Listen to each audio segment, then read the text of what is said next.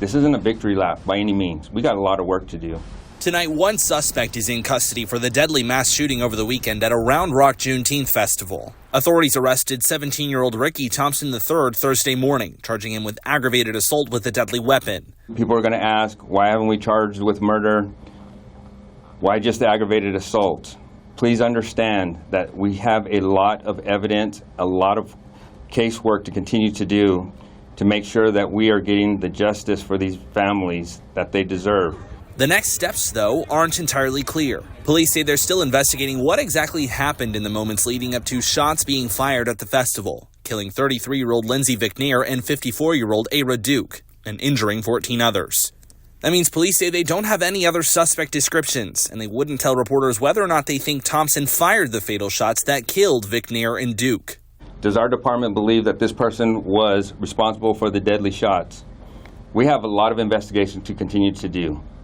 And again, I am not going to compromise the integrity of this investigation, not for you. But Chief Banks, standing alongside Williamson County Prosecutor Sean Dick, who did not speak to reporters, says he's open to upgrading the charges against Thompson to murder, if the investigation turns that way. To be able to prove the intent of murder, you have to prove intent, and he acted with deliberation and malice, right? Those are some, it wasn't an accident, it wasn't self-defense. This is something he meant to do. Besides Thompson, Chief Banks says they know other people fired weapons, but reiterated there are currently no other known suspects. I'm glad justice is going to be, have the chance to do what it does. Sean Ardoin headlined this year's Juneteenth celebration at Old Settlers Park in Round Rock, where a mass shooting killed 2 people and injured 14 others. Today, Round Rock police announced the arrest of 17-year-old Ricky Thompson III in connection to the shooting. He's charged with aggravated assault with a deadly weapon. I'm glad that the investigation is bearing results. And we're looking forward to see everybody, who needs to be brought to justice. Police say the shots stemmed from an argument between 2 groups at the celebration.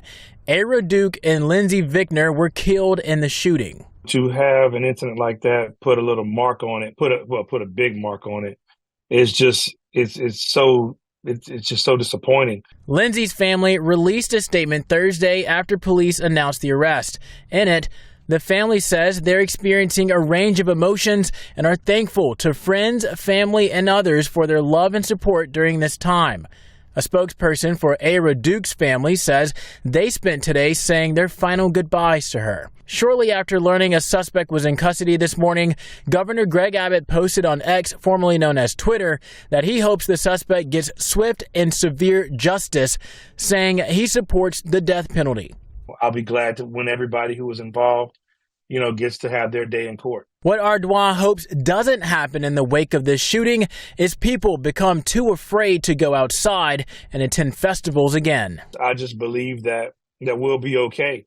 And it won't stop us. It won't stop us from gathering and having large gatherings.